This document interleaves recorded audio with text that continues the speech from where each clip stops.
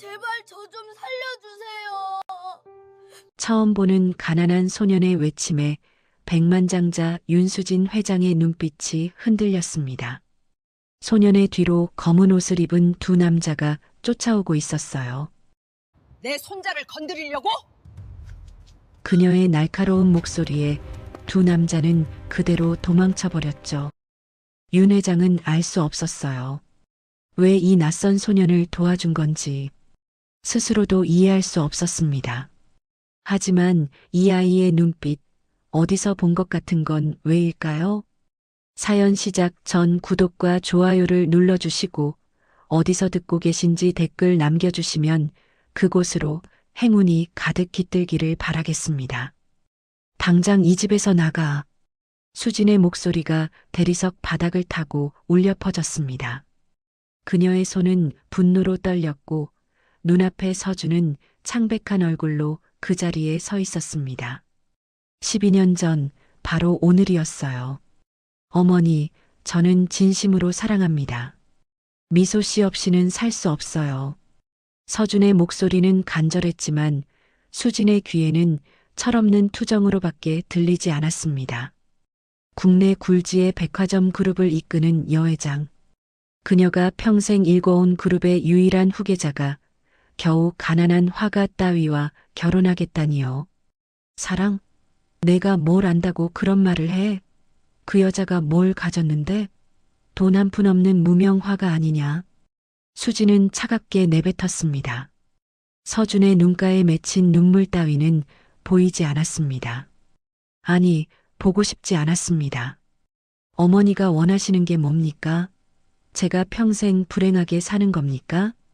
불행?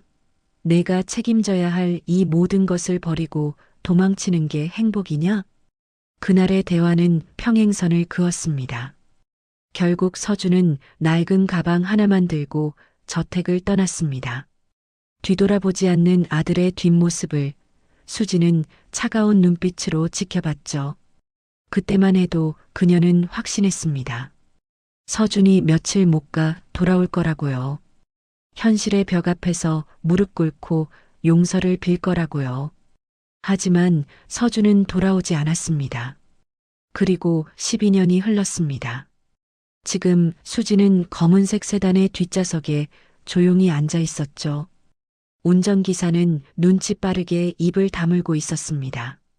매년 이맘때면 회장님은 혼자만의 시간을 가지셨으니까요. 차는 본사 건물을 지나쳐 한적한 외곽으로 향했습니다. 여기서 멈추게. 수진의 목소리는 나직했지만 단호했습니다. 기사는 조용히 차를 세웠고 그녀는 천천히 차에서 내렸어요. 눈앞에 낡고 오래된 건물 하나가 서 있었습니다. 한때 그룹의 별관으로 쓰였던 곳이었죠. 지금은 아무도 찾지 않는 잊힌 공간이었습니다. 수지는 녹슨 철문을 밀었습니다. 삐걱거리는 소리가 정막을 깼죠. 먼지가 쌓인 복도를 지나 그녀는 2층 끝자락에 있는 작은 방으로 향했어요. 그곳은 서준이 어릴 적 그림을 그리곤 했던 공간이었습니다. 서준은 어릴 적부터 그림 그리기를 좋아해요. 학교에서 돌아오면 늘 스케치북을 펼쳐놓고 무언가를 그렸죠. 수지는 그런 아들을 보며 흐뭇해했었죠. 하지만 서준이 자라면서 수진의 생각은 달라졌습니다. 그림은 취미일 뿐 인생을 걸 만한 일이 아니라고요. 회사를 물려받아 경영인이 되는 게 서준의 운명이라고 믿었습니다. 문을 열자 낡은 공기가 코를 찔렀어요. 하지만 수지는 개의치 않았습니다. 그녀는 창가에 놓인 낡은 의자에 천천히 앉았습니다. 창밖으로 보이는 풍경은 12년 전 그날과 똑같았죠. 정말 미련한 어미였구나. 수지는 작은 목소리로 중얼거렸어요. 그녀의 눈가에 주름이 깊게 패였습니다. 70대가 된 지금 그녀는 회사를 이끄는 일도 사람들 앞에서 카리스마를 발휘하는 일도 예전 같지 않았습니다. 하지만 무엇보다 힘든 건 아들 없이 살아가는 나날들이었죠. 그녀는 이곳에 올 때마다 같은 생각을 했습니다. 만약 그날로 돌아갈 수 있다면 서준을 붙잡았을까요? 아니, 적어도 그렇게 차갑게 내쫓지는 않았을 겁니다. 한 번만이라도 서준의 이야기를 제대로 들어줬다면, 그 여자가 어떤 사람인지, 왜 아들이 그토록 사랑하는지 알려고 했다면요. 창밖을 바라보며 수지는 작게 한숨을 내쉬었습니다. 혹시라도 서준이 돌아온다면 그녀는 무엇을 해줄 수 있을까요? 아니, 용서를 구할 수 있을까요? 어리석은 어미를 용서해다오. 수지는 빈 방을 향해 중얼거렸습니다. 대답은 없었죠. 그녀는 긴 한숨을 내쉬고는 건물을 빠져나왔습니다. 차에 올라탄 수지는 기사에게 말했어요. 집으로 가게. 알겠습니다, 회장님. 저택으로 돌아온 수지는 2층 서재로 향했습니다. 그녀는 문득 책상 서랍을 바라봤어요. 서랍을 열자 낡은 편지 한 통이 나왔습니다. 12년 전 서준이 집을 나간 뒤 몇 달 후에 도착한 편지였죠. 수지는 한 번도 그 편지를 펼쳐보지 않았습니다. 읽을 용기가 없었으니까요. 하지만 오늘은 달랐습니다. 수지는 떨리는 손으로 봉투를 집어들었습니다. 그리고 천천히, 아주 천천히 편지를 꺼냈죠. 편지지는 누렇게 발에 있었습니다. 서준의 익숙한 필체가 눈에 들어왔습니다. 어머니, 저는 잘 지내고 있습니다. 걱정하지 마세요. 단 한 줄. 그것이 편지의 전부였습니다. 수진의 눈에서 눈물이 흘러내렸습니다. 12년 만에 처음 흘리는 눈물이었습니다. 그녀는 편지를 가슴에 꼭 안았습니다. 미안하다, 서준아. 정말 미안하다. 수진의 울음소리가 고요한 서재를 채웠습니다. 70평생을 강하게만 살아온 여자가 이제야 무너지고 있었습니다. 수진은 알지 못했습니다. 머지않아 그녀의 인생이 완전히 뒤바뀔 거라는 것을요. 잃어버린 것을 되찾을 기회가 예상치 못한 방식으로 찾아올 거라는 것을요. 그 시각 도심 외곽의 낡은 다세대 주택. 민주는 옥탑방 구석에 웅크린 채 앉아 있었습니다. 10살 소년의 작은 어깨는 움츠러들어 있었고 무릎을 감싼 두 팔은 힘없이 늘어져 있었어요. 창문 밖으로 저녁 노을이 지고 있었지만 민준의 눈에는 아무것도 들어오지 않았습니다. 방 안은 너무나 고요했어요. 엄마가 살아계실 때는 늘 무언가 소리가 났었죠. 아침이면 식당 일을 나가려고 서두르시는 소리, 저녁이면 지친 몸을 이끌고 돌아오셔서 민준을 안아주시던 따뜻한 목소리. 하지만 지금은 아무 소리도 들리지 않았습니다. 민준의 시선이 방 한쪽에 놓인 작은 액자로 향했습니다. 1년 전 아빠가 살아계실 때 찍은 가족사진이었어요. 아빠 서준은 환하게 웃고 있었고 엄마 미소는 민준을 안은 채 행복한 미소를 짓고 계셨습니다. 그때만 해도 세 식구는 비록 가난했지만 행복했어요. 아빠, 민준은 작게 중얼거렸습니다. 목소리가 떨렸어요. 1년 전 그날이 떠올랐습니다. 건설 현장에서 일하고 돌아오시던 아빠가 오토바이 사고로 돌아가셨던 그날이요. 경찰서에서 연락이 왔을 때 엄마는 그 자리에서 주저앉으셨습니다. 여보, 당신 없이 어떻게 살라고. 엄마의 울음소리가 아직도 귓가에 맴돌았어요. 그날 이후 엄마는 완전히 달라지셨습니다. 웃음을 잃으셨고 밤낮으로 일하기 시작하셨죠. 식당에서 아침부터 밤늦게까지 일하시며 민준을 혼자 키우셨어요. 민준은 엄마가 힘들어 하시는 걸 알았습니다. 그래서 절대 투정 부리지 않으려고 애썼어요. 학교에서 친구들이 새 운동화를 사달라고 조를 때도 민준은 낡은 신발을 꾹 참고 신었습니다. 엄마가 미안해 하실까 봐요. 하지만 엄마의 몸은 점점 약해졌습니다. 극심한 스트레스와 과로로 병을 얻으셨던 거예요. 기침이 잦아지셨고 얼굴은 창백해지셨습니다. 민주는 엄마에게 병원에 가시라고 말씀드렸지만 엄마는 고개를 저으셨어요. 괜찮아, 민준아. 엄마는 괜찮아. 하지만 괜찮지 않으셨습니다. 석 달 전 엄마는 결국 쓰러지셨어요. 병원에 실려가셨을 때 의사 선생님은 고개를 저으셨습니다. 너무 늦었다고 하셨어요. 민주는 엄마의 병상을 지켰습니다. 학교도 가지 않고 하루 종일 엄마 곁에 있었어요. 엄마는 점점 말수가 줄어드셨고 숨쉬기조차 힘들어 하셨습니다. 그리고 보름 전 엄마는 세상을 떠나셨어요. 민주는 눈물을 삼켰습니다. 울고 싶었지만 눈물이 나오지 않았어요. 너무 많이 울어서 더 이상 눈물이 남지 않았던 걸까요? 민준아. 엄마의 마지막 목소리가 떠올랐습니다. 숨을 거두기 직전 엄마는 민준의 손을 꼭 잡으셨어요. 그리고 베갯잎 밑에 숨겨두셨던 낡은 오르골을 꺼내주셨습니다. 이거 엄마가 너한테 주는 거야. 오르골은 낡고 오래되어 보였어요. 표면은 긁혀 있었고 색도 발해 있었습니다. 하지만 엄마는 그것을 보물처럼 소중히 다루셨어요. 혹시 엄마에게 무슨 일이 생기면 이 오르골을 가지고 사진 속 장소로 가보렴. 엄마는 또 다른 작은 사진 한 장을 꺼내주셨습니다. 낡은 건물이 찍혀 있는 사진이었어요. 민주는 한 번도 본 적 없는 건물이었습니다. 왜요, 엄마? 거기가 어딘데요? 엄마는 잘 모르겠어. 하지만 내 아빠가 내가 힘들 때 꼭 그곳에 가보라고 하셨단다. 엄마의 목소리는 점점 작아졌습니다.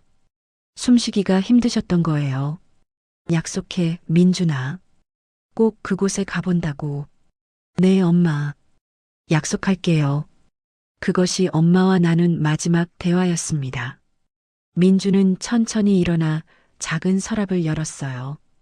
그 안에 엄마가 주신 오르골이 조심스럽게 담겨 있었습니다. 민주는 오르골을 꺼내 들었어요.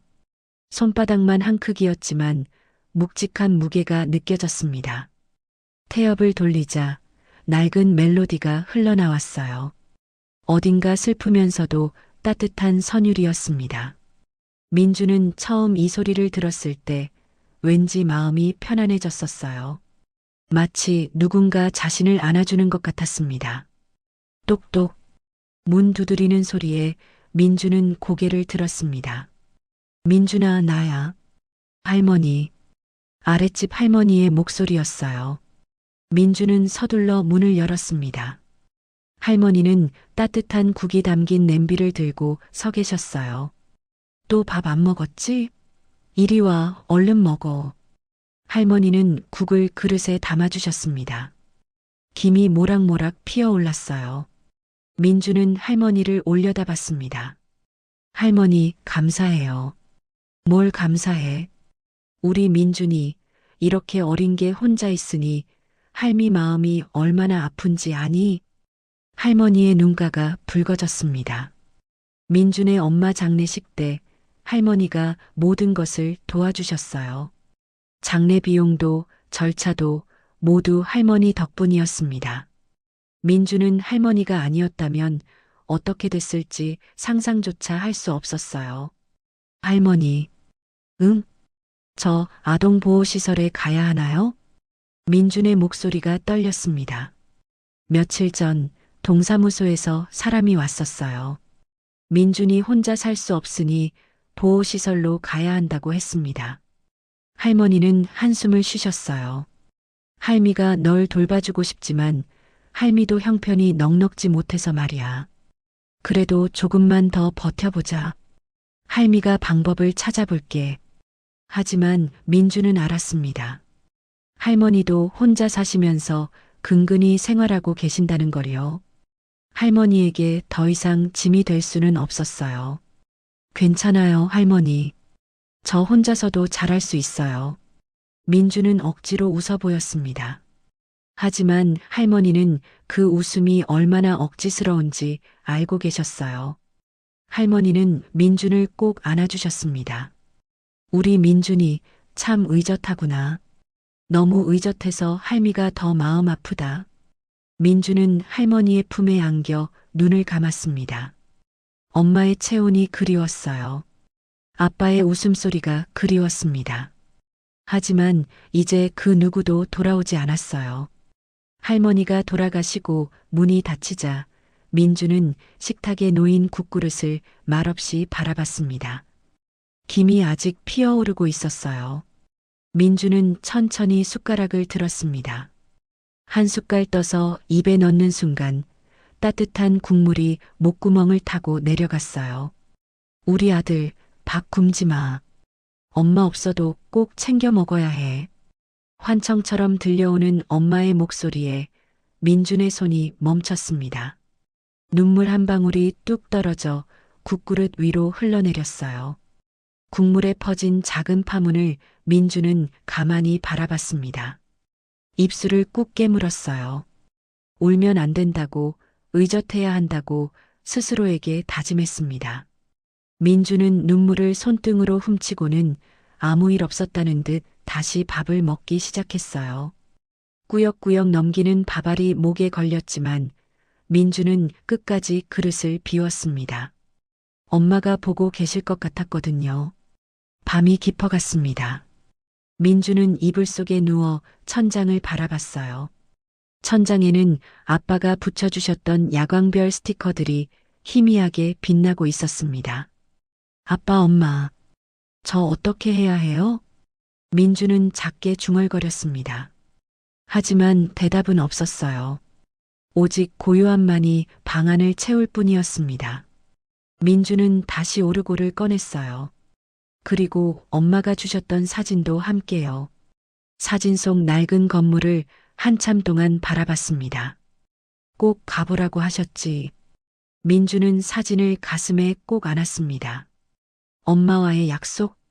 그것만이 지금 민준에게 남은 전부였어요.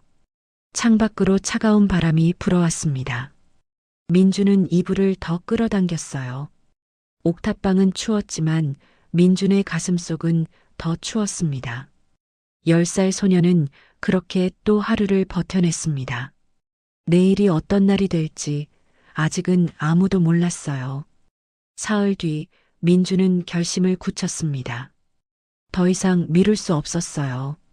동사무소에서 다시 연락이 왔고 이번 주 안에 보호시설로 가야 한다고 했습니다.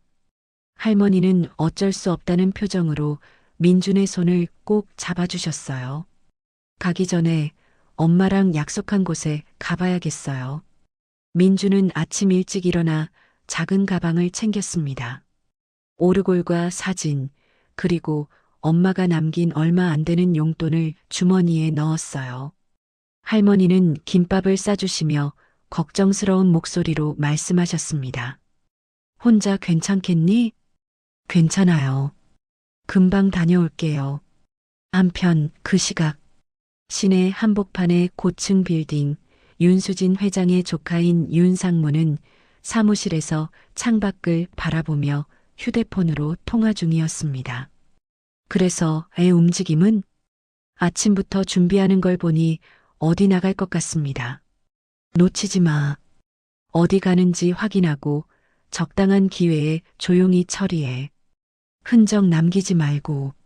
알겠습니다, 상무님. 전화를 끄는 윤 상무의 입가에 차가운 미소가 번졌어요.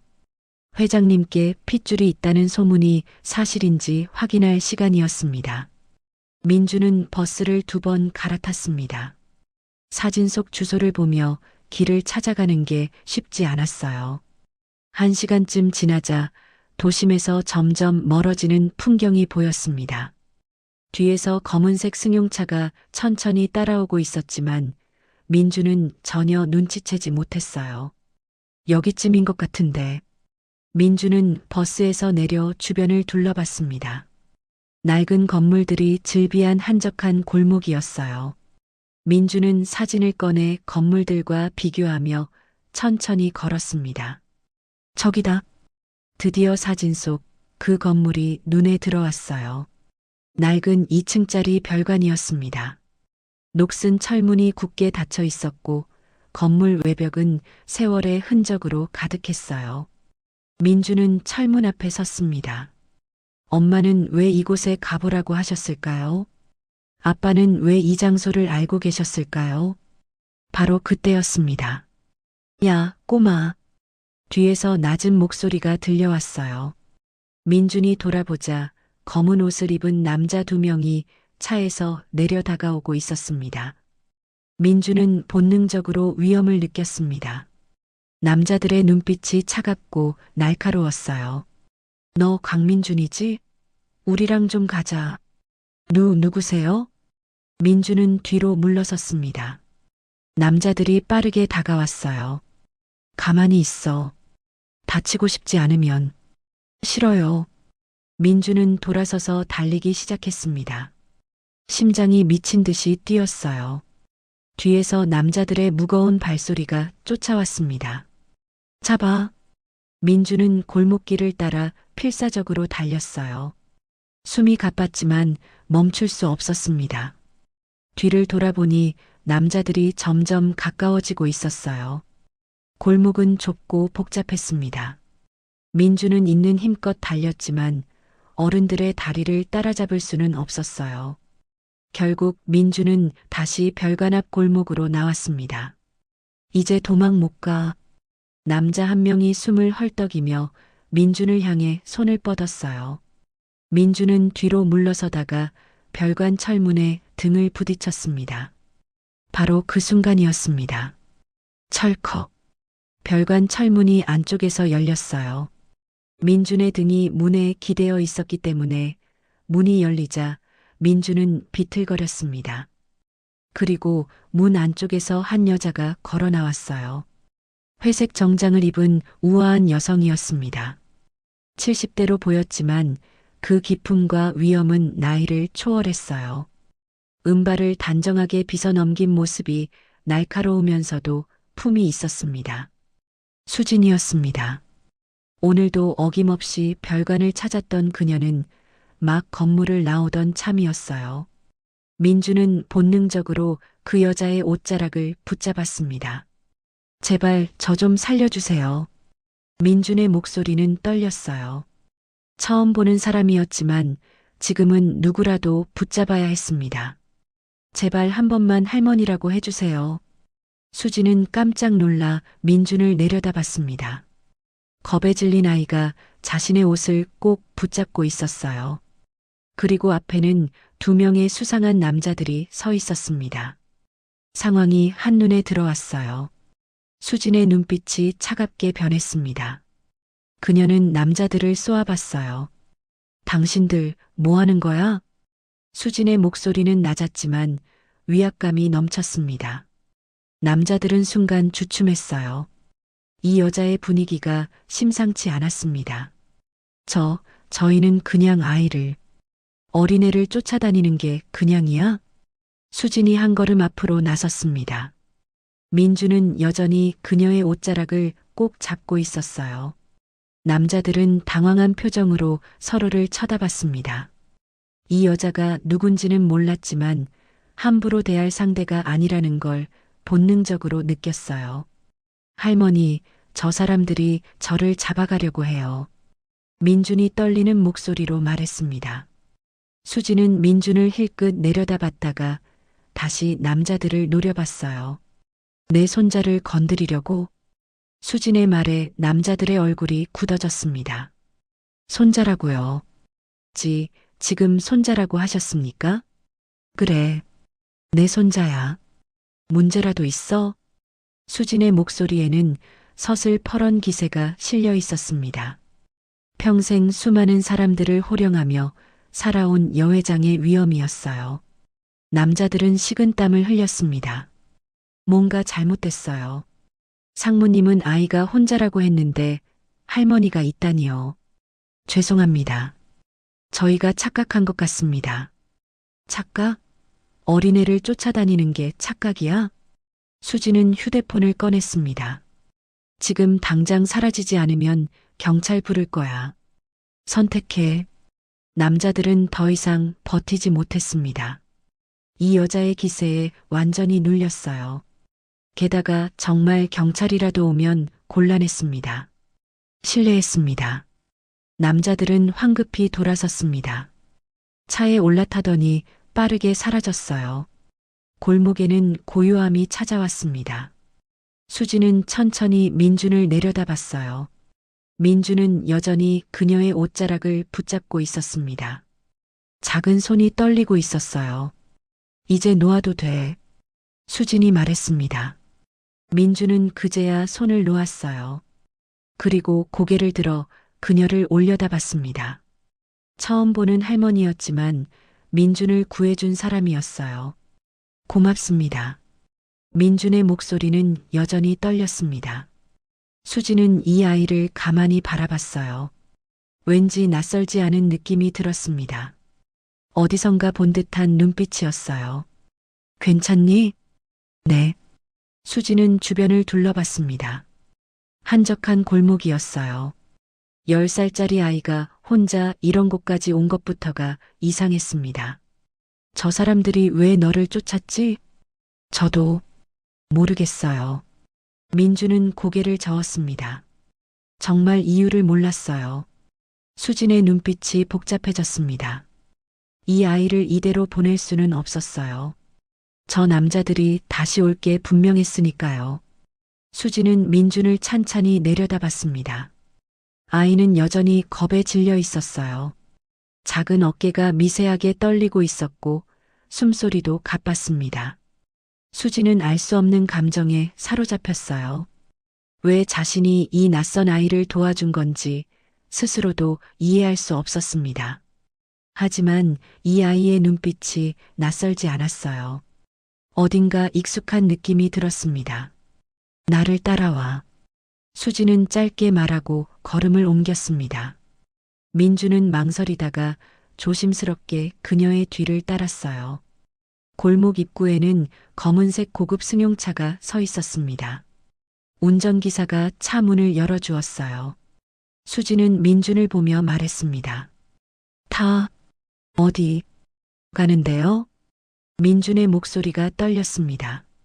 낯선 사람을 따라가면 안 된다고 엄마가 말씀하셨었거든요. 안전한 곳이야.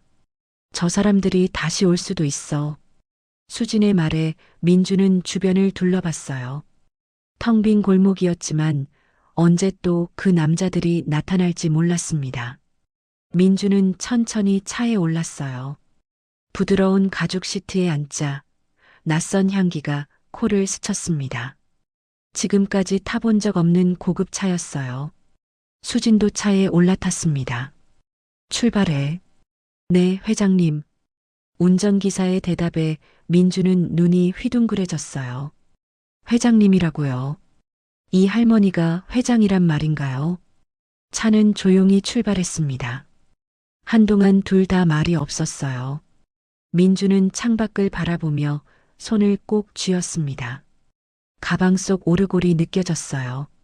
수지는 민준을 힐끗 바라봤습니다. 아이는 긴장한 얼굴로 창밖만 보고 있었어요. 수지는 조심스럽게 입을 열었습니다. 이름이 뭐니? 강민준이요. 나이는 10살이에요. 수지는 고개를 끄덕였습니다. 그리고는 잠시 망설이다가 물었어요. 부모님은 어디 계시니? 민준의 표정이 어두워졌습니다. 입술을 꾹 다물더니 작은 목소리로 대답했어요. 돌아가셨어요. 수진의 가슴이 철렁했습니다. 둘 다? 네. 아빠는 1년 전에, 엄마는 보름 전에요. 수진은 할 말을 잃었어요. 이렇게 어린아이가 부모를 모두 잃었다니요. 그녀의 눈빛이 복잡하게 흔들렸습니다. 차는 도심으로 향했습니다. 30분쯤 지나자 거대한 유리 건물 앞에 차가 멈춰 섰어요.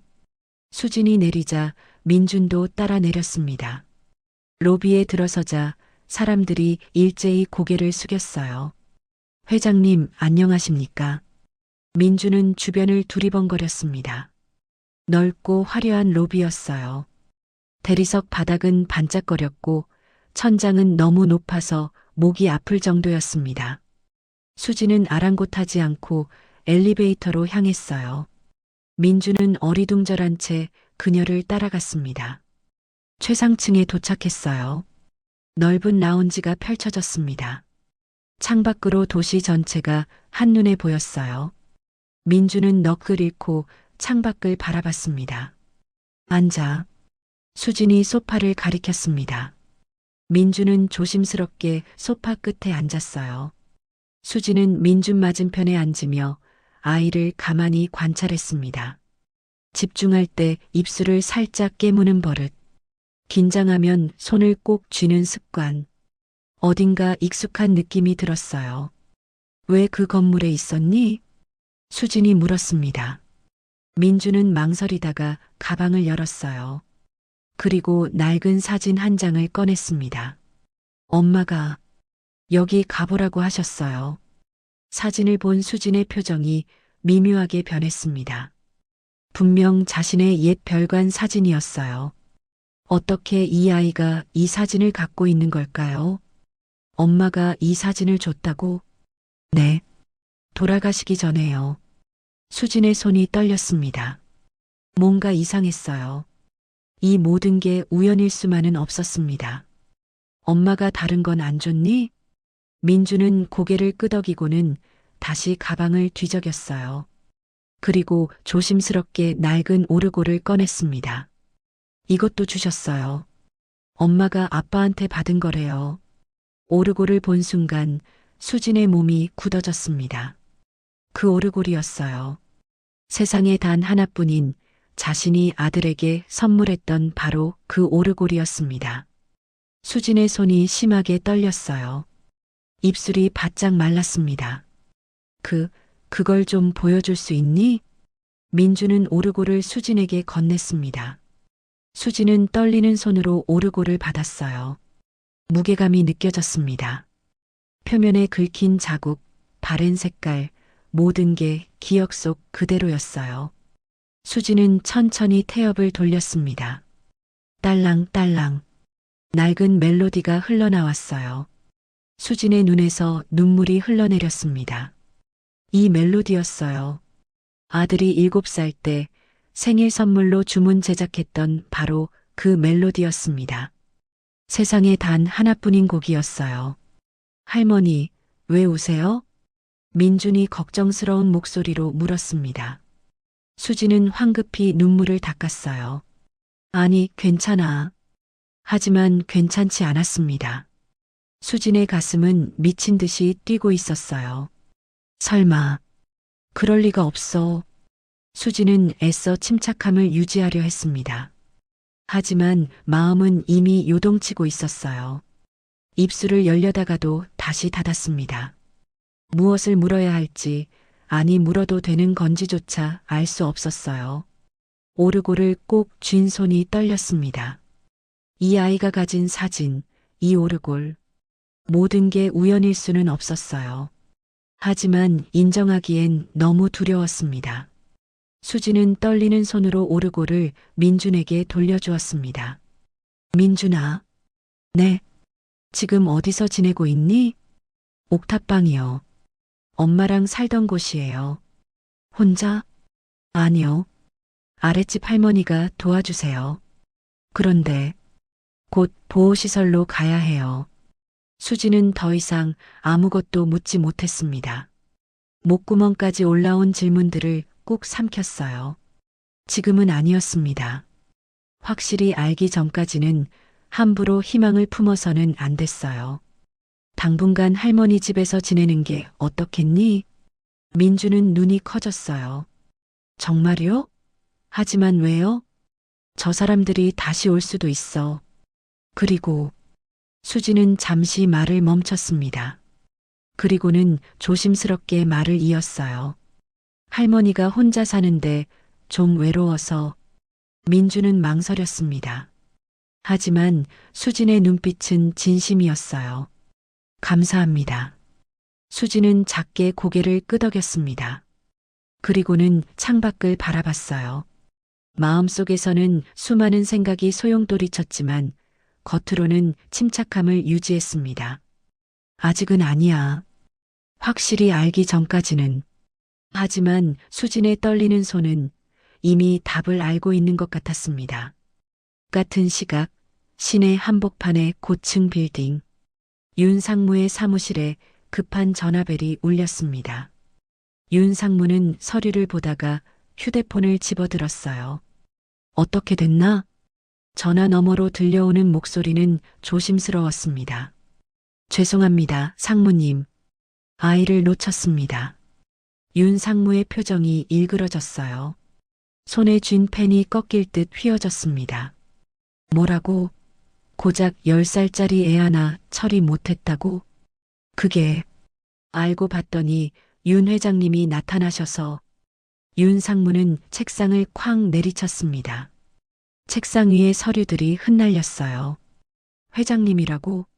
그게 무슨 소리야? 별관 앞에서 우연히 마주쳤습니다. 아이가 회장님한테 매달려서 어쩔 수가 없었습니다.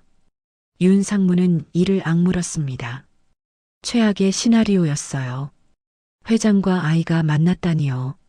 지금 둘이 어디 있어? 회장님 차를 타고 어디론가 갔습니다. 추측하건대 본사로 간 것 같습니다. 윤 상무는 전화를 끊고 창밖을 노려봤습니다. 멀리 본사 건물이 보였어요. 저 안 어딘가에 회장과 그 아이가 있을 겁니다. 이미 늦었나? 윤 상무의 머릿속이 복잡해졌습니다.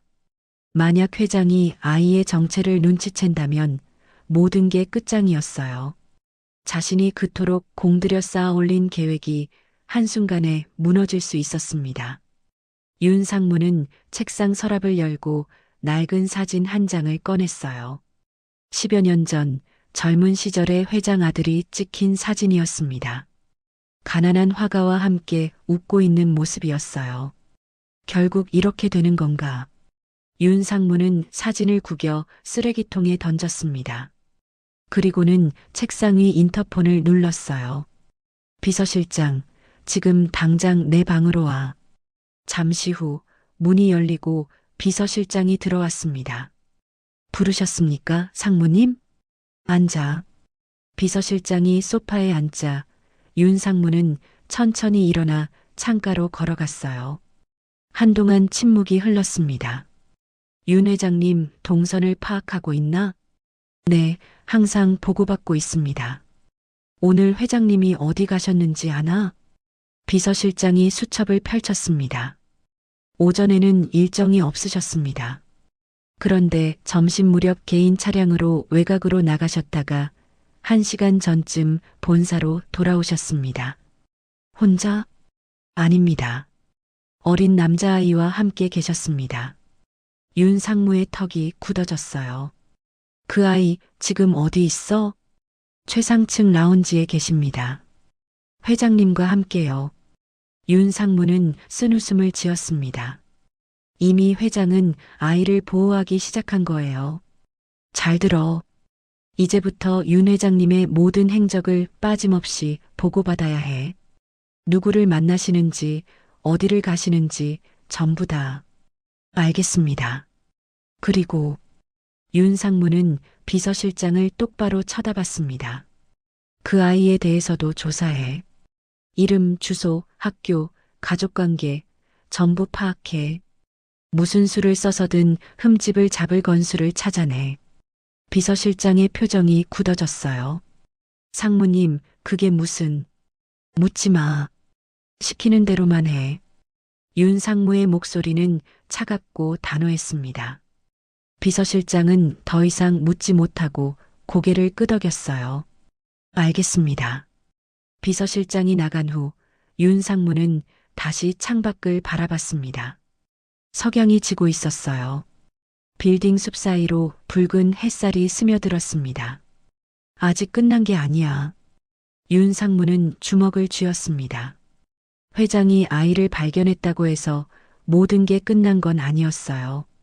오히려 이제부터가 진짜 싸움이었습니다. 윤 상무는 책상으로 돌아가 서랍에서 명함 하나를 꺼냈어요. 기자의 명함이었습니다. 항상 돈만 주면 어떤 기사든 써주는 사람이었죠.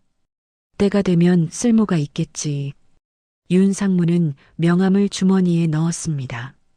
그리고는 다시 서류를 펼쳤어요. 겉으로는 평소처럼 일하는 척했지만 머릿속에서는 다음 계략을 치밀하게 짜고 있었습니다. 창밖으로 밤이 내려앉았습니다. 빌딩의 불빛들이 하나둘 켜지기 시작했어요. 윤상무의 사무실에도 차가운 조명만이 켜져 있었습니다. 그 빛 아래서 윤상무는 홀로 미소 지었어요. 음험하고 차가운 미소였습니다. 수지는 민준을 자신의 저택으로 데려왔습니다. 넓은 거실에 들어선 민준은 눈이 휘둥그레졌어요. 천장은 높고 샹들리에는 반짝거렸습니다. 옥탑방과는 비교할 수 없는 공간이었어요. 여기가 할머니 집이에요? 그래. 불편한 건 언제든 말해. 수지는 민준을 2층 객실로 안내했습니다. 깨끗한 침대와 책상, 옷장이 갖춰진 방이었어요. 오늘은 여기서 쉬렴. 내일 내 짐을 가지러 가자. 감사합니다, 할머니. 민준은 고개를 숙여 인사했습니다. 수지는 민준을 바라보다가 방을 나왔어요. 하지만 완전히 문을 닫지는 않았습니다. 살짝 열어둔 틈으로 민준을 지켜봤어요. 민준은 가방에서 오르골을 꺼내 책상 위에 조심스럽게 놓았습니다. 그리고는 침대에 앉아 방 안을 둘러봤어요. 낯선 공간이었지만 왠지 마음이 편했습니다.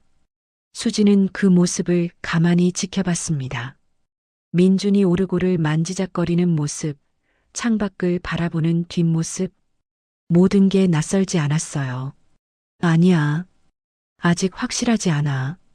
수지는 고개를 저으며 자신의 서재로 향했습니다. 하지만 마음은 계속 민준에게 머물러 있었어요. 다음 날 아침 수지는 일찍 일어났습니다. 식당으로 내려가니 이미 민준이 식탁에 앉아 있었어요. 가정부가 차려준 아침 식사가 놓여 있었습니다. 잘 잤니? 네, 할머니. 수지는 민준 맞은편에 앉았습니다. 그리고는 자연스럽게 민준을 관찰하기 시작했어요. 민준이 젓가락을 집었습니다. 그런데 쥐는 방식이 특이했어요. 보통 아이들과 달리 젓가락 끝을 길게 잡았습니다. 수진의 눈빛이 흔들렸어요. 아들도 어릴 때 똑같이 젓가락을 잡았었습니다. 몇 번을 고쳐주려 했지만 결국 그 버릇은 평생 고쳐지지 않았었죠. 설마. 민주는 밥을 먹으면서 자신도 모르게 작은 콧노래를 흥얼거렸어요. 멜로디도 없는 그냥 흥얼거리는 소리였습니다. 수진의 손이 멈췄습니다. 아들도 집중할 때면 똑같이 콧노래를 불렀었어요. 식사할 때도 그림 그릴 때도요. 민준아. 네. 뭐 불편한 건 없니? 아니요. 다 좋아요. 민준은 웃으며 대답했습니다. 하지만 가정부가 가져온 생선을 보자 표정이 조금 굳어졌어요. 민준은 생선을 피해 다른 반찬만 먹었습니다. 생선은 안 먹니? 아, 저 생선을 잘 못 먹어요. 수진의 가슴이 철렁했습니다. 아들도 어릴 때 생선을 싫어했었어요. 비린내를 못 참아 했죠. 젓가락쥐는 법, 콧노래 부르는 버릇, 생선을 싫어하는 것까지 하나하나가 아들과 똑같았습니다. 흔들리는 마음을 붙잡고 회사에 다녀온 후 저택으로 돌아왔을 때였습니다. 민주는 거실 소파에 앉아 책을 읽고 있었어요. 수지는 서재 문을 살짝 열고 민준을 지켜봤습니다. 민준은 책을 읽다가 어려운 부분이 나오자 미간을 찌푸렸어요. 그리고는 고집스럽게 입을 꾹 다물었습니다. 포기하지 않겠다는 표정이었어요. 수진의 눈에서 눈물이 흘러내렸습니다. 아들도 어릴 때 똑같은 표정을 지었었어요. 문제가 풀리지 않으면 입을 꾹 다물고 끝까지 붙잡고 늘어졌었죠. 서준아, 정말 내 아이가 맞니? 수지는 더 이상 참을 수 없었습니다. 서재로 돌아가 휴대폰을 꺼냈어요. 그리고는 오래전부터 알고 지내던 병원장에게 전화를 걸었습니다. 여보세요, 윤 회장님. 급한 부탁이 있어요. 조용히, 아주 조용히 처리해줘야 해요. 무슨 일이십니까? 수지는 잠시 망설이다가 입을 열었습니다. DNA 검사를 하나 의뢰하고 싶어요. 비밀이에요. 알겠습니다. 언제 오시겠습니까? 내일 아침 일찍 갈게요. 그리고 이 일은 절대 누구에게도 말하면 안 돼요. 염려 마십시오. 제가 직접 처리하겠습니다. 전화를 끊은 수지는 창밖을 바라봤습니다. 저 멀리 석양이 지고 있었어요. 확실히 알아야 해. 더 이상 망설일 수 없어. 수진의 마음속에는 두려움과 기대가 뒤섞여 있었습니다. 만약 정말 손자가 맞다면 그건 기적이었어요. 하지만 동시에 아들을 영영 잃었다는 확인이기도 했습니다. 밤이 깊어갔습니다. 수지는 잠들지 못하고 서재에 앉아 있었어요. 책상 서랍에서 아들의 어린 시절 사진을 꺼냈습니다. 사진 속 아들은 환하게 웃고 있었어요. 젓가락을 길게 쥐고 밥을 먹는 모습, 그림을 그리며 콧노래를 부르는 모습, 모든 게 선명했습니다. 그리고 지금 2층 객실에서 자고 있을 민준의 모습이 겹쳐졌어요. 수지는 사진을 가슴에 꼭 안았습니다. 긴 밤이 계속되고 있었어요. 사흘이 지났습니다. 수지는 병원에 DNA 검사 샘플을 맡긴 후 결과를 기다리고 있었어요. 병원장은 일주일 정도 걸린다고 했습니다. 하지만 수지는 단 하루도 견딜 수 없었어요. 민준의 모든 행동이 아들과 닮아 있었습니다. 밥 먹을 때, 책 읽을 때, 잠들 때까지 모든 순간이 아들의 어린 시절을 떠올리게 했어요. 나흘째 되는 날 아침, 수지는 더 이상 참을 수 없었습니다. 민준아, 오늘은 할머니 혼자 볼 일이 있어서 외출할게. 네, 할머니. 조심히 다녀오세요.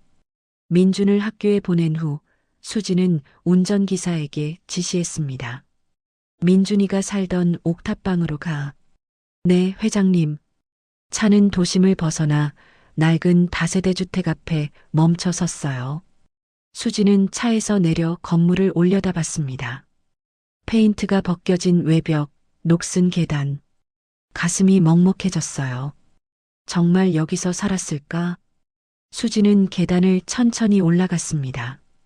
옥탑방 문 앞에 섰어요. 민준에게서 받은 열쇠로 문을 열었습니다. 삐걱거리는 소리와 함께 문이 열렸어요. 좁은 방이 눈에 들어왔습니다. 낡은 가구 몇 개와 작은 창문 하나. 그게 전부였어요. 수지는 천천히 안으로 들어가 주변을 둘러봤습니다. 방 한쪽에 작은 책상이 있었어요. 그 위에 낡은 스케치북 한 권이 놓여 있었습니다. 수지는 떨리는 손으로 스케치북을 집어들었어요. 첫 장을 넘기는 순간 숨이 멎었습니다. 거기에는 자신의 모습이 그려져 있었어요. 젊은 시절의 자신이었습니다. 연필로 섬세하게 그린 초상화였어요. 다음 장에도 그 다음 장에도 자신의 모습이 그려져 있었습니다. 웃는 모습, 생각에 잠긴 모습, 창밖을 바라보는 모습, 기억 속에 남아있던 어머니의 모습을 하나하나 그려낸 것이었어요. 수진의 눈에서 눈물이 주르륵 흘러내렸습니다. 서준아, 정말 내가 맞구나. 이제야 확신이 들었어요. 민주는 자신의 손자가 맞았습니다. 아들 서준이 이곳에서 살았던 거예요. 그리고 어머니를 그리워하며 이렇게 그림을 그렸던 겁니다. 수지는 스케치북을 가슴에 꼭 안았습니다. 그리고는 한참을 울었어요. 울음이 잦아들고 나서야 수지는 다시 주변을 둘러봤습니다. 책상 서랍을 열어보니 낡은 공책 한 권이 들어 있었어요. 일기장이었습니다. 표지를 넘기자 여자의 필체가 보였습니다. 며느리 미소의 일기장이었어요. 수지는 천천히 일기를 읽기 시작했습니다. 오늘 서준 씨가 또 어머님 이야기를 했다. 어머님은 좋은 분이라고. 언젠가 이 모든 오해가 풀리면 우리를 따뜻하게 안아주실 거라고. 수진의 손이 떨렸어요. 서준 씨는 어머님을 원망하지 않는다. 오히려 자신이 부족해서 어머님을 실망시켰다고 생각한다. 나는 그런 남편에게 미안하다. 괜히 나를 만나서 어머님과 인연을 끊게 되고 언젠가 민준이와 함께 찾아뵈면 우리를 만나주실까? 수지는 더 이상 읽을 수 없었습니다. 눈물이 글자를 가렸어요. 며느리는 자신을 미워하지 않았습니다. 오히려 언젠가 화해할 수 있을 거라 믿고 있었어요. 하지만 수지는 단 한 번도 그들을 찾지 않았습니다. 미안해, 미안해. 수지는 일기장을 꼭 안고 무릎을 꿇었습니다. 바닥에 주저앉아 눈물을 흘렸어요. 그때였습니다. 똑똑. 문 두드리는 소리가 들렸어요. 수지는 황급히 눈물을 닦고 일어났습니다. 문을 열자 아랫집 할머니가 서 있었어요. 누구세요? 민준이 집에 웬? 저는 민준이를 돌봐주고 있는 사람입니다. 수지는 애써 침착한 목소리로 말했습니다. 할머니는 고개를 끄덕였어요. 아, 그러시구나. 민준이 요즘 안 보이길래 궁금했어요. 혹시 여기 부부는 어디 계신가요? 수진의 목소리가 떨렸습니다. 할머니의 표정이 어두워졌어요. 두 사람 다 가버렸지. 아이만 놔두고. 수진의 얼굴이 창백해졌습니다. 가버렸다니. 무슨 말씀이세요? 할머니는 한숨을 쉬며 말했습니다. 민준이 아버지는 1년 전에 죽었어요. 건설 현장에서 일하고 돌아오다가 오토바이 사고로요. 그리고 엄마는 남편을 잃은 슬픔과 과로로 병을 얻었죠. 민준이를 키우려고 밤낮으로 일하다가 결국 보름 전에 수진의 세상이 무너졌습니다. 그럼 두 분 다, 네, 참 좋은 분들이었는데 안타까워요. 할머니의 눈가가 붉어졌습니다. 장례는 제가 조금 도와줬어요. 형편이 어려워서 소박하게 치렀답니다. 민준이 혼자 남겨져서 어쩌나 걱정했는데 당신이 돌봐주신다니 다행이에요. 감사합니다. 민준이를 돌봐주셔서. 수지는 겨우 그 말만 했습니다. 더 이상 말을 이을 수 없었어요. 제가 이제 민준이를 잘 돌보겠습니다. 할머니께서는 앞으로 편히 지내시도록 제가 도와드리겠습니다. 아니, 그게 무슨, 꼭 그래야겠어요. 부탁드립니다. 수지는 깊이 고개 숙여 인사했습니다. 할머니는 딱한 표정으로 수진을 바라보다가 천천히 계단을 내려갔어요. 문이 닫히고 수지는 혼자 남았습니다. 그제야 수지는 완전히 무너졌어요. 바닥에 주저앉아 목 놓아 울었습니다. 서준아, 미안해. 정말 미안해. 아들은 돌아오지 않습니다. 며느리도 돌아오지 않습니다. 수지는 그들이 살아있을 때 단 한 번도 찾지 않았어요. 용서를 구하지도 화해하지도 못한 채 영영 보낼 수밖에 없었던 겁니다. 왜 그랬을까? 왜 고집을 부렸을까? 후회가 밀려왔습니다. 12년이라는 시간이 너무 길었어요. 그 시간 동안 아들은 가난 속에서 살았고 결국 세상을 떠났습니다. 수지는 스케치북과 일기장을 꼭 안았습니다. 이제 남은 건 손자 민준뿐이었어요. 할미가 지킬게, 서준아. 내 아들만큼은 꼭 지킬게. 수지는 눈물을 닦으며 다짐했습니다. 하늘이 준 마지막 기회였어요. 이번만큼은 절대 놓치지 않을 겁니다. 한참을 울고 나서야 수지는 겨우 일어났습니다. 비틀거리며 계단을 내려가 차에 올라탔어요. 운전기사는 눈치껏 아무 말도 하지 않았습니다. 차는 조용히 출발했어요. 뒷좌석에 앉은 수지는 창밖을 바라봤습니다. 눈물이 계속 흘러내렸지만 더 이상 닦지 않았어요. 아들에게, 며느리에게, 그리고 홀로 남겨진 민준에게. 수진의 마음은 무너지고 있었지만 동시에 다짐하고 있었습니다. 이제라도 바로잡을 거예요. 아들이 못다 이룬 행복을 민준에게만큼은 꼭 선물할 거예요. 차는 저택을 향해 달렸습니다. 수진의 긴 여정은 이제 막 시작되고 있었어요. 옥탑방에서 돌아온 그날 밤 수진은 잠들지 못했습니다. 서재에 앉아 아들의 스케치북을 펼쳐놓고 한참을 바라봤어요. 며느리의 일기장도 곁에 두었습니다. 이제 모든 것이 명확해졌어요. 민주는 자신의 손자였습니다. 아들 서준의 유일한 핏줄이었어요. 더 이상 망설이지 않을 거야. 수진은 결심했습니다. 아들에게 속죄하는 마음으로 민준만큼은 끝까지 지켜낼 거예요. 다음 날 아침 수진의 태도는 완전히 달라져 있었습니다. 김비서, 네, 회장님. 민준이 학교 등록건 모두 내 이름으로 처리해. 보호자란에 내 이름을 넣고. 알겠습니다. 수진은 더 이상 조심스럽게 굴지 않았어요. 민준을 보호하는 것이 자신의 책임이라고 당당하게 밝혔습니다. 그리고 민준이 등하교에 전담 기사를 배치해 경호원도 한 명 붙여줘. 회장님, 그렇게 하시면 주변에서 눈치챌 텐데. 상관없어. 그 아이 안전이 최우선이야. 김 비서는 수진의 단호한 목소리에 더 이상 말하지 못했습니다. 며칠 후 민주는 새 학교에 등교했습니다. 학교 정문 앞에 검은색 고급 승용차가 멈춰 섰어요. 운전기사가 문을 열어주고 민준이 내렸습니다. 뒤따라 정장을 입은 경호원이 민준의 가방을 들어주었어요.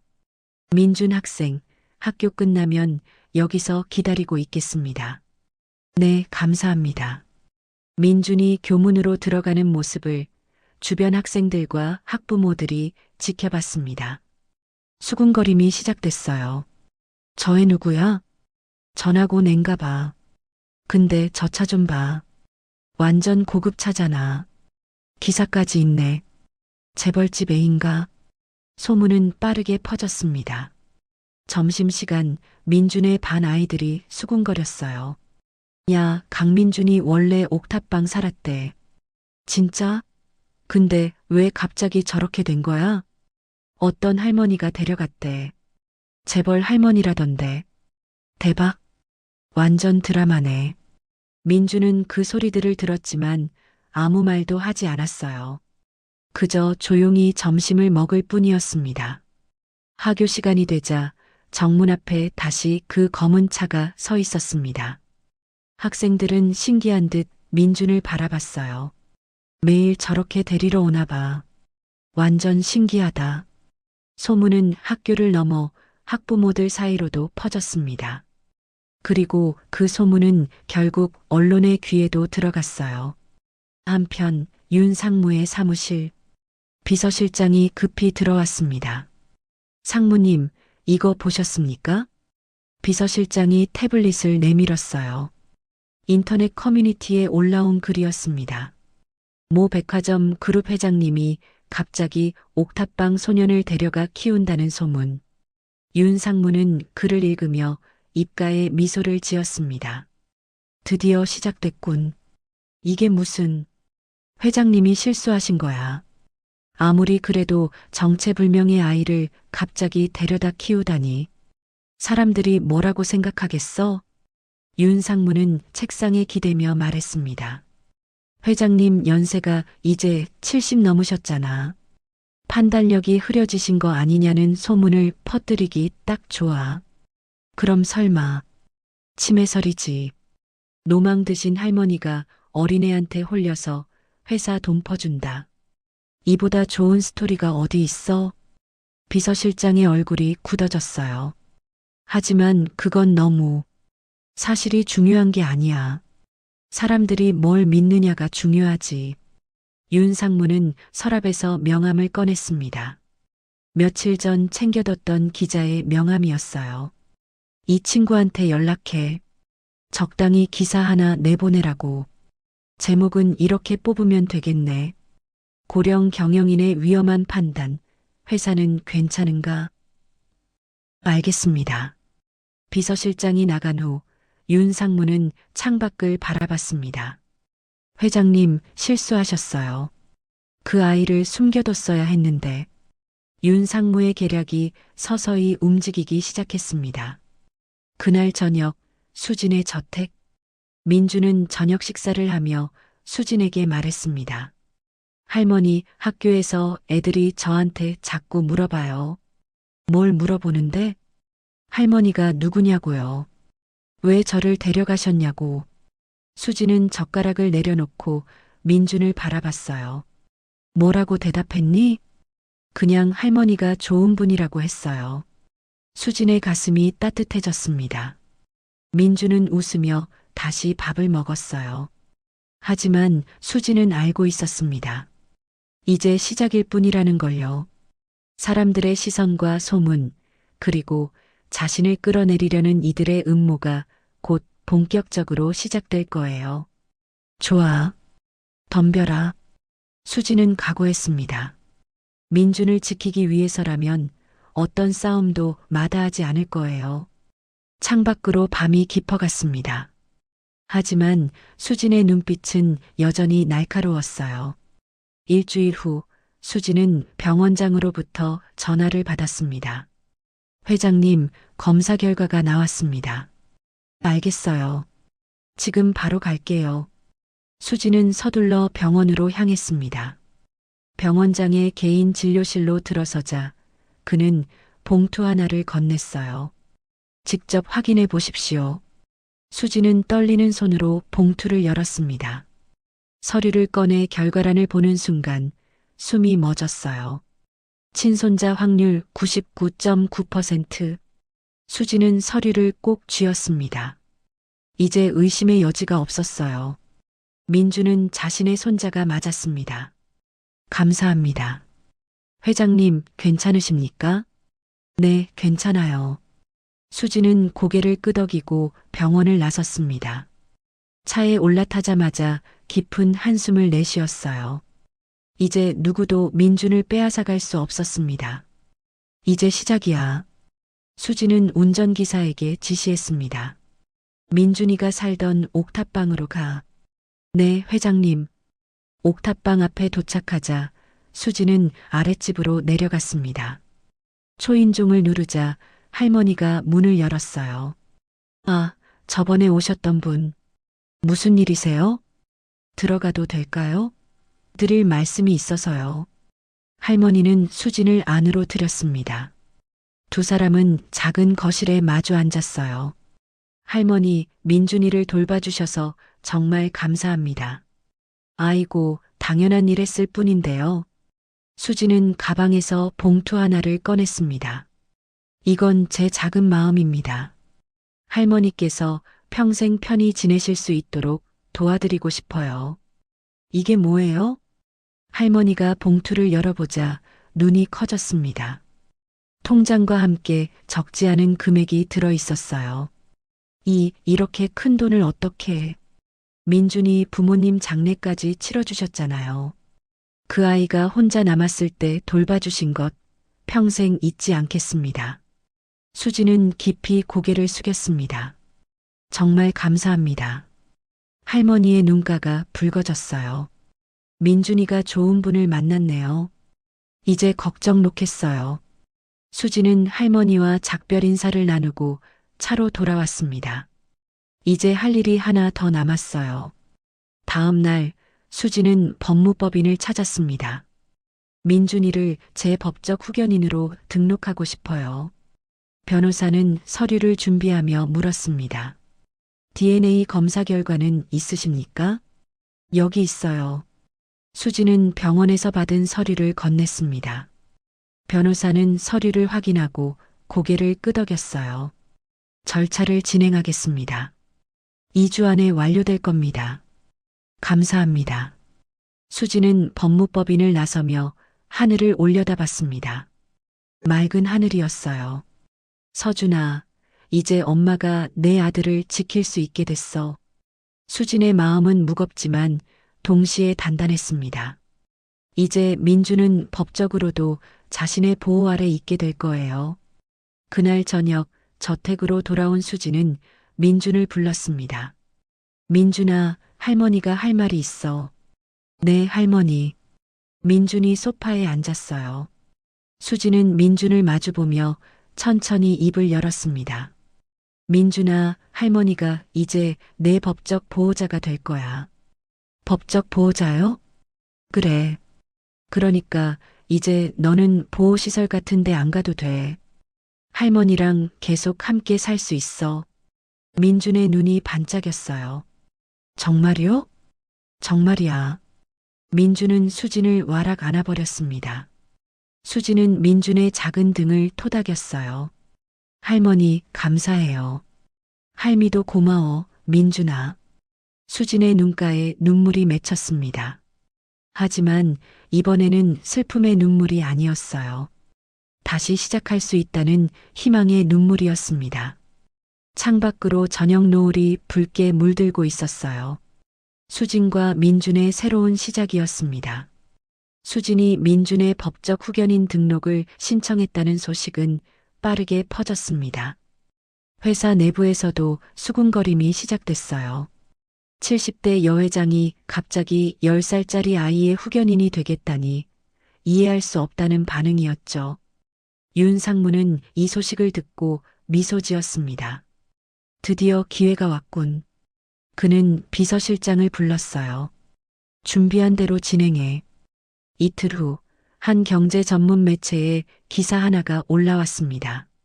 고령 경영인의 위험한 판단, 주주들 우려 커져. 기사 내용은 교묘했어요. 직접적으로 수진을 비난하지는 않았지만 은근히 의심을 심었습니다. 최근 윤수진 회장이 신혼 미상의 아동을 개인적으로 보호하고 있다는 사실이 알려지면서 경영 판단에 대한 우려가 제기되고 있다는 내용이었어요. 기사는 빠르게 퍼졌습니다. 다른 언론사들도 비슷한 내용을 다루기 시작했어요. 윤 회장, 정체불명 소년에게 회사 자금 지원 의혹, 70대 여회장의 돌발 행동, 이사회 긴급회의 소집 검토. 수지는 아침 신문을 보며 눈살을 찌푸렸습니다. 이게 뭐야? 김 비서가 조심스럽게 물었어요. 회장님, 언론 대응을 어떻게 하시겠습니까? 무시해. 사실무근이야. 하지만 여론이 좋지 않습니다. 주주들도 술렁이고 있고요. 수지는 신문을 내려놓았습니다. 내가 뭘 잘못했어? 아이 하나 보호하는 게 문제야? 하지만 상황은 점점 악화됐습니다. 윤 상무는 이사회 멤버들을 하나씩 만나기 시작했어요. 그리고 조심스럽게 의견을 심었습니다. 회장님이 요즘 좀 이상하지 않냐고, 갑자기 어린애를 데려다 키우시는 게 나이가 드셔서 그런 건 아니냐. 이사들은 고개를 끄덕이며 혹시 판단력이 흐려지신 건 아닐지 걱정했습니다. 며칠 후 더 자극적인 기사가 나왔습니다. 민준이 학교에서 차를 타고 내리는 사진이었어요. 하지만 사진은 악의적으로 편집되어 있었습니다. 민준이 고급차에서 내리는 장면만 크게 부각시키고 마치 사치스러운 생활을 하는 것처럼 보이게 만들었어요. 기사 제목은 충격적이었습니다. 윤 회장, 정체불명 소년에게 억대 지원 침해 의혹 제기. 본문은 더 심했어요. 윤수진 회장이 최근 고급 승용차와 전담 기사, 경호원까지 배치해 한 소년을 돌보고 있다는 내용이었습니다. 소년의 신원은 확인되지 않았으며 회장과의 관계도 불분명하다고 했어요. 일각에서는 고령의 회장이 판단력을 잃고 회사 자금을 유용하고 있는 것 아니냐는 의혹이 제기되고 있다고 적혀 있었습니다. 수지는 태블릿으로 기사를 읽으며 손을 떨었어요. 분노가 치밀어 올랐습니다. 김 비서가 급히 들어왔습니다. 회장님, 큰일입니다. 주가가 폭락하고 있습니다. 수지는 컴퓨터 화면을 켰어요. 회사 주가 그래프가 급격히 하락하고 있었습니다. 하루 만에 10% 가까이 떨어졌어요. 김비서는 주주들이 패닉 상태라고 전화가 빗발치고 있다고 보고했습니다. 수지는 입술을 꾹 깨물었습니다. 누가 이런 짓을 한 건지 알고 있었어요. 윤상무였습니다. 그가 아니면 이렇게 조직적으로 움직일 수 없었어요. 그날 오후 긴급 이사회가 소집됐습니다. 수진이 회의실에 들어서자 이사들의 시선이 차갑게 느껴졌어요. 수진은 상석에 앉았습니다. 윤상무는 반대편에 앉아 있었어요. 그의 입가에 미세한 미소가 번졌습니다. 한 이사가 입을 열었어요. 회장님, 최근 언론에 나온 기사들에 대해 해명이 필요할 것 같습니다. 무슨 해명을 말하는 건가? 민준이라는 소년에 대한 건입니다. 회사 자금을 사적으로 사용하신 건 아닙니까? 수진의 눈빛이 날카로워졌어요. 회사 돈은 단 한 푼도 쓰지 않았어. 모두 내 사적인 돈이야. 하지만 회장님 개인 계좌와 회사 자금이 혼용될 우려가. 증거 있어? 이사는 말을 잃었습니다. 윤상무가 끼어들었어요. 회장님, 저희가 걱정하는 건 그게 아닙니다. 회장님의 건강과 판단력에 대한 우려입니다. 내 판단력이 문제라고? 회장님 연세가 이제 70이 넘으셨지 않습니까? 갑작스러운 결정들이 혹시 건강상의 문제는 아닌지. 수지는 책상을 탁 쳤습니다. 내가 언제 잘못된 결정을 내렸어? 회사 실적 봐. 작년에도 최고 매출 기록했잖아. 그건 그렇지만 내가 누굴 돌보든 그건 내 개인적인 일이야. 회사 경영과는 무관해. 윤상무가 다시 입을 열었어요. 회장님, 저희는 회장님을 존경합니다. 하지만 주주들과 시장의 신뢰가 흔들리고 있습니다. 오늘 주가가 얼마나 떨어졌는지 아십니까? 수지는 대답하지 않았습니다. 윤상무는 계속 말을 이었어요. 이대로 가다간 회사 이미지에 큰 타격이라고 회장님께서 잠시 경영 일선에서 물러나시는 게 어떻겠냐고 제안했습니다. 안 돼. 수진의 목소리는 단호했어요. 나는 물러서지 않아. 이 회사는 내가 평생 일궈온 거야. 하지만 회장님, 회의 끝이야. 수진은 자리에서 일어났습니다. 이사들은 당황한 표정으로 서로를 쳐다봤어요. 수진이 회의실을 나서자 윤상무의 입가에 미소가 번졌습니다. 조금만 더 밀어붙이면 된다고 생각했어요. 그날 저녁 수진은 저택 서재에 혼자 앉아 있었습니다. 창밖으로 어둠이 내려앉고 있었어요. 수진은 뉴스를 틀었습니다. 윤수진 회장의 치매 의혹이 제기되면서 회사 주가가 이틀 연속 폭락했다는 소식이 나왔어요. 주주들은 긴급 대책 마련을 요구하고 있다고 했습니다. 수진은 리모컨을 던져버렸습니다. 치매라니 말도 안 되는 소리였어요. 문이 노크되고 민준이 들어왔어요. 할머니, 괜찮으세요? 수진은 민준을 보며 억지로 미소 지었습니다. 괜찮아, 민준아. 하지만 괜찮지 않았어요. 세상이 자신을 미친 노인으로 몰아가고 있었습니다. 평생 일궈온 명예가 하루아침에 무너지고 있었어요. 민준은 수진 곁에 앉았습니다. 수진은 민준의 머리를 쓰다듬었어요. 할머니는 괜찮아. 절대 괜찮아. 하지만 수진의 눈가에는 눈물이 맺혀 있었습니다. 민준은 그런 할머니를 가만히 안아주었어요. 밤이 깊어갔습니다. 수진은 창밖을 바라보며 생각했어요. 이제 진짜 싸움이 시작되었다고요. 윤상무는 자신을 끌어내리려 하고 있었습니다. 하지만 수진은 포기하지 않을 거예요. 민준을 지키기 위해서라면 어떤 싸움도 마다하지 않을 겁니다. 일주일이 지났지만 상황은 나아지지 않았습니다. 오히려 언론의 공격은 더욱 거세졌어요. 매일같이 새로운 기사가 쏟아졌고 인터넷에는 악플이 넘쳐났습니다. 회사 주가는 계속 떨어졌고 이사회는 수진에게 사퇴 압박을 가했어요. 민준도 학교에서 힘든 시간을 보내고 있었습니다. 아이들은 민준을 피했어요. 선생님들도 민준을 대할 때 조심스러워했습니다. 점심시간이면 혼자 구석에 앉아 밥을 먹었어요. 저 애 때문에 할머니가 치매 걸렸대. 우리 엄마가 그러는데 저 할머니 곧 회사에서 쫓겨난대.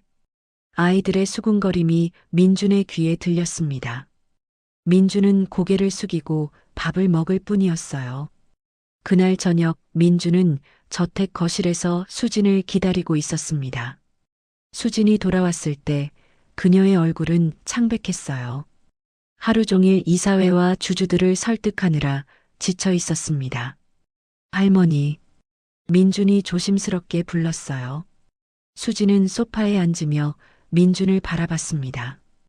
왜 그래, 민준아? 민준은 한참을 망설이다가 입을 열었어요. 할머니, 저 때문에 힘드시죠? 수진은 고개를 저었습니다. 아니야. 학교에서 애들이 그래요. 제가 할머니한테 피해를 준다고. 할머니가 저 때문에 회사에서 쫓겨난다고. 민준의 목소리가 떨렸습니다. 수진은 민준을 가만히 바라봤어요. 제가 떠날게요. 그럼 할머니가 편해지실 거예요. 민준의 눈에 눈물이 맺혔습니다. 수진은 민준을 와락 안아주었어요. 안 돼. 절대 안 돼. 수진의 목소리는 단호했습니다. 할머니, 하지만. 민준아, 잘 들어. 내가 와서 할미는 다시 살고 싶은 이유가 생겼어. 내가 없었으면 할미는 그냥 일만 하다가 죽었을 거야. 수진은 민준을 더욱 꼭 안았어요. 이제 할미가 널 지킬 거야. 아무도 너를 데려가지 못해. 민준은 수진의 품에 안겨 울음을 터뜨렸습니다. 수진도 눈물을 흘렸어요. 두 사람은 한참을 그렇게 안고 있었습니다. 그날 밤 수진은 서재에서 김비서를 불렀습니다. 김비서, 네, 회장님. 윤상무를 조사해. 김비서의 표정이 굳어졌어요. 회장님, 그게 무슨. 이 모든 게 그 사람 짓이야. 증거를 찾아야 해. 수진의 눈빛은 날카로웠습니다. 민준이에게 접근한 인간들부터 추적해. 누가 시켰는지, 돈은 어디서 나왔는지, 그리고 윤상무가 경영권을 노린 흔적이 있는지 전부 파헤쳐. 알겠습니다, 회장님. 김 비서는 고개를 숙이고 나갔습니다. 수진은 창밖을 바라봤어요. 이제 반격할 시간이었습니다. 며칠 후 민주는 자기 방에서 짐을 정리하고 있었습니다. 옥탑방에서 가져온 작은 상자를 열어보니 아빠의 유품들이 들어 있었어요. 낡은 스케치북, 색연필, 그리고 깊숙한 곳에 작은 스마트폰 하나가 있었습니다. 민주는 스마트폰을 꺼내 들었어요. 아빠가 쓰시던 거였습니다. 오래되어서 켜지지 않을 거라고 생각했지만 혹시나 하는 마음에 충전기를 꽂았어요. 1시간쯤 지나자 화면에 불이 들어왔습니다. 민주는 깜짝 놀랐어요. 정말 켜진 겁니다. 손가락이 떨렸습니다. 민주는 조심스럽게 갤러리를 열었어요. 그 안에는 수많은 사진과 영상이 저장되어 있었습니다. 민주는 첫 번째 영상을 재생했어요. 화면에 아빠의 얼굴이 나타났습니다. 민준아, 오늘은 내 생일이지? 아빠가 케이크 만들어줄게. 영상 속 아빠는 환하게 웃고 있었어요. 어린 민준이 옆에서 신나게 뛰어다니고 있었습니다. 민준은 눈물을 흘리며 영상을 봤어요. 다음 영상, 그 다음 영상을 계속 재생했습니다. 공원에서 함께 놀던 날, 비 오는 날 우산을 쓰고 걷던 날, 엄마와 함께 밥을 먹던 날. 모든 영상이 소중했어요. 한 영상에서 아빠가 낡은 앨범을 펼쳐 보이고 있었습니다. 민준아, 이 사진 봐. 이분이 민준이 할머니야. 어린 민준이 물었어요. 할머니? 이름이 뭐야? 아빠는 따뜻하게 웃으며 대답했습니다. 할머니 성함은 윤수자, 진자. 윤수진. 아주 멋진 분이지. 아빠는 우리 민준이가 할머니 이름은 꼭 기억했으면 좋겠어. 민준은 영상을 멈추고 화면을 응시했어요. 아빠는 할머니를 잊지 않았던 겁니다. 그리고 자신에게도 할머니를 알려주고 싶었던 거예요. 민준은 스마트폰을 꼭 안았습니다. 그리고 밤새도록 영상을 돌려봤어요. 아빠의 목소리, 엄마의 웃음소리, 그 모든 게 그리웠습니다. 이틀 후 윤상무는 긴급 이사회를 소집했습니다. 공식적인 이유는 회사의 위기 대응이었지만 실제 목적은 달랐어요. 수진을 경영 일선에서 물러나게 만드는 것이었습니다. 회의실에 이사들이 하나둘 모여들었어요. 분위기는 무거웠습니다. 모두가 오늘 무슨 일이 벌어질지 알고 있었어요. 수진이 마지막으로 회의실에 들어섰습니다. 그녀는 상석에 앉으며 이사들을 둘러봤어요. 차가운 시선들이었습니다. 윤 상무가 입을 열었습니다. 오늘 이 자리를 소집한 이유는 명확합니다. 회사가 위기에 처해 있습니다. 그는 자료를 배포했어요. 주가 하락 그래프, 언론 기사 스크랩, 주주들의 항해 메일이 가득했습니다. 지난 2주간 우리 회사 주가는 20% 이상 하락했습니다. 이는 회장님의 최근 행보에 대한 시장의 불신 때문입니다. 한 이사가 고개를 끄덕이며 말했어요. 상무님 말씀이 맞습니다. 주주들이 연일 항의하고 있습니다. 윤 상무는 계속해서 자료를 제시했습니다. 수진이 민준에게 쓴 비용 내역이라며 조작된 서류를 내밀었어요.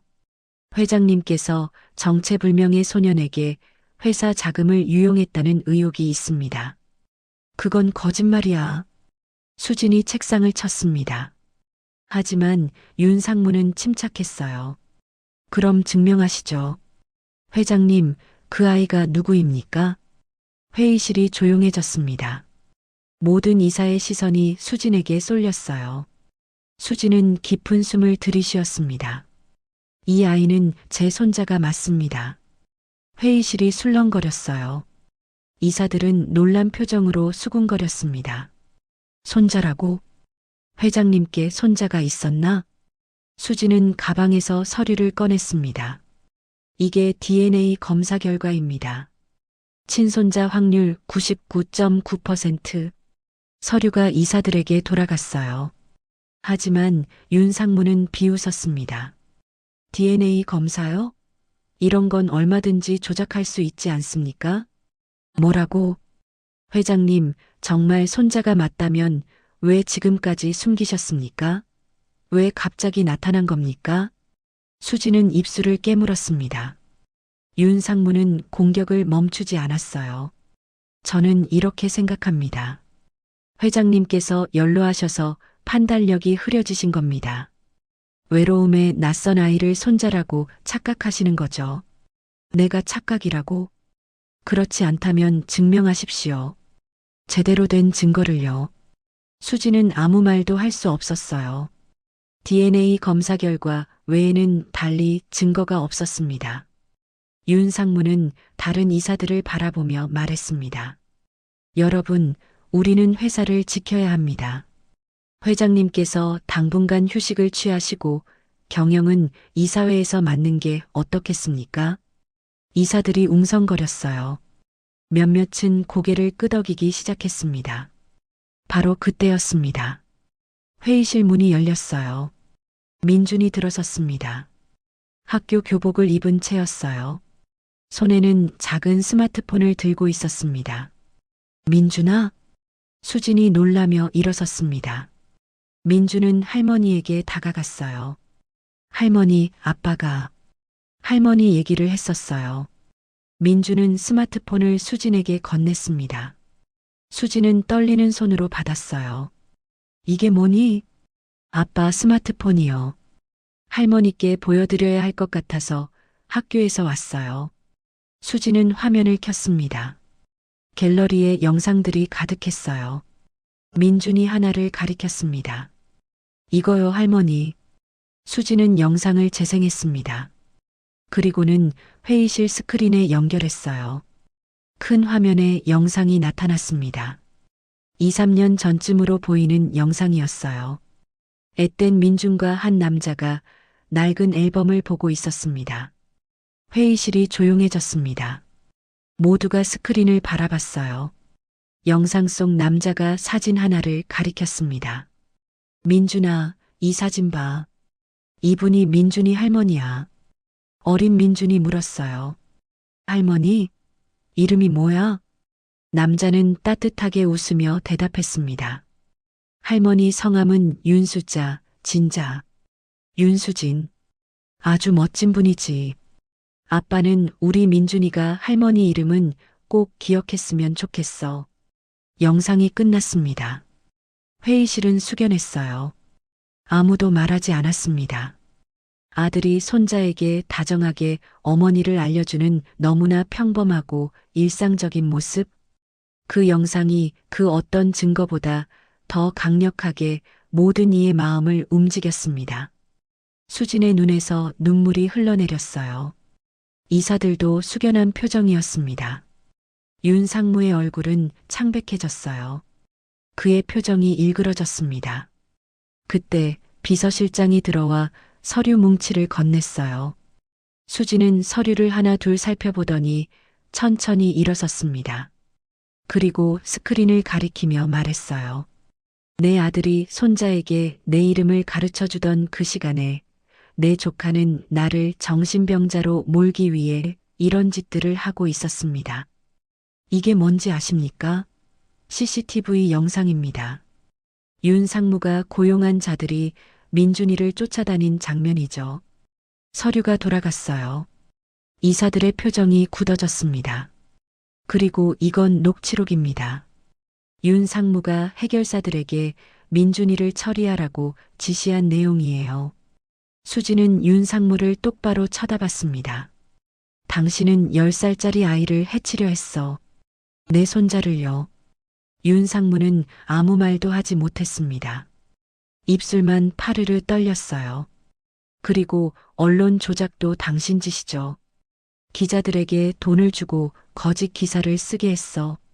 수지는 또 다른 증거를 제시했습니다. 윤상무와 기자의 통화 녹음, 송금 내역, 모든 게 드러났어요. 이사들은 경악한 표정으로 윤상무를 바라봤습니다. 한 이사가 일어섰어요. 윤상무, 이게 사실입니까? 윤상무는 대답하지 못했습니다. 땀이 이마에 맺혔어요. 회장님, 죄송합니다. 저희가 잘못 판단했습니다. 다른 이사들도 고개를 숙였습니다. 수지는 천천히 앉았어요. 윤상무, 당신은 오늘부로 모든 직위에서 해임됩니다. 그리고 법적 책임을 물을 겁니다. 윤상무는 비틀거리며 일어섰습니다. 그리고 회의실을 나갔어요. 그의 뒷모습은 초라했습니다. 회의실이 조용해졌습니다. 수지는 민준을 바라봤어요. 민준은 할머니에게 다가가 손을 잡아주었습니다. 할머니, 이겼어요. 수지는 민준을 꼭 안아주었습니다. 고마워, 민준아. 이사들은 박수를 쳤어요. 긴 싸움이 끝났습니다. 수지는 승리했습니다. 하지만 무엇보다 중요한 건 민준을 지켜냈다는 것이었어요. 1년이 흘렀습니다. 윤상무는 법적 처벌을 받고 회사에서 완전히 물러났어요. 언론은 진실을 보도했고 수진의 명예는 회복됐습니다. 주가도 예전보다 더 높이 올랐어요. 하지만 수진에게 가장 중요한 변화는 따로 있었습니다. 그녀는 경영 일선에서 물러나기로 결심했어요. 후임 회장에게 회사를 맡기고 이사회 명예회장으로만 남기로 했습니다. 김 비서가 걱정스럽게 물었지만 수진은 미소 지으며 대답했어요. 이제 내가 해야 할 일이 따로 있어. 창밖을 바라보니 저택 정원에서 민준이 뛰어놀고 있었습니다. 그 모습을 보는 것만으로도 마음이 따뜻해졌어요. 며칠 후 수진과 민준은 짐을 쌌습니다. 저택을 떠나 새로운 곳으로 이사하기로 했어요. 민준이 어디로 가냐고 묻자 수지는 아빠가 살고 싶어 했던 곳이라고 작은 정원이 있는 집이라고 대답했습니다. 새 집은 도심에서 조금 떨어진 한적한 동네에 있었어요. 2층짜리 작은 주택이었지만 따뜻한 느낌이 들었습니다. 무엇보다 뒤편에 아담한 정원이 있었어요. 꽃나무와 채소를 심을 수 있는 공간이었습니다. 민주는 신나서 정원을 뛰어다녔어요. 수지는 그 모습을 보며 미소 지었습니다. 속으로 아들에게 말했어요. 서준아, 내가 꿈꾸던 집이야. 이사를 마친 첫 주말이었어요. 민준아, 오늘 갈 곳이 있어. 어디예요? 아빠 엄마 만나러. 민준의 표정이 밝아졌습니다. 두 사람은 차를 타고 공동묘지로 향했어요. 소박한 무덤 앞에 섰습니다. 강서준, 이미소. 두 사람의 이름이 나란히 새겨져 있었어요. 수지는 무릎을 꿇고 앉았습니다. 민준도 옆에 앉았어요. 서준아, 미소야. 엄마 왔다. 수진의 목소리가 떨렸습니다. 눈물이 흘러내렸어요. 너무 늦었지. 정말 늦었어. 살아있을 때 찾으러 갔어야 했는데. 고집부린 나를 용서해다오. 민주는 할머니의 손을 꼭 잡아주었습니다. 수지는 계속 말했어요. 그래도 너희 덕분에 다시 살 이유를 찾았다고, 민준이를 잘 키우겠다고, 너희가 준 선물을 소중히 지키겠다고요. 민준도 무덤 앞에 절을 했어요. 아빠, 엄마 저 잘 지내고 있어요. 할머니가 많이 사랑해 주세요. 두 사람은 한참을 그곳에 앉아 있었습니다. 바람이 불어와 나뭇잎을 흔들었어요.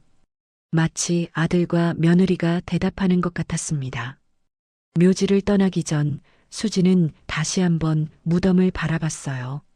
서준아, 할머니는 이제 깨달았어. 내가 진짜 물려주고 싶었던 게 뭔지. 수지는 민준의 손을 잡았습니다. 돈도 회사도 아닌 사랑이었어. 따뜻한 가족의 사랑이 진정한 유산이라는 걸 이제야 알았어. 두 사람은 꼭 껴안고 서로를 위로했습니다. 집으로 돌아온 수진과 민주는 정원에서 함께 꽃을 심었어요. 둘이서 정원을 가꾸니 시간이 금방 갔습니다. 해가 지고 노을이 정원을 물들였어요. 할머니, 저 행복해요. 민준이 활짝 웃었어요. 수지는 민준을 꼭 안아주었습니다. 할머니도 행복하단다. 민준아.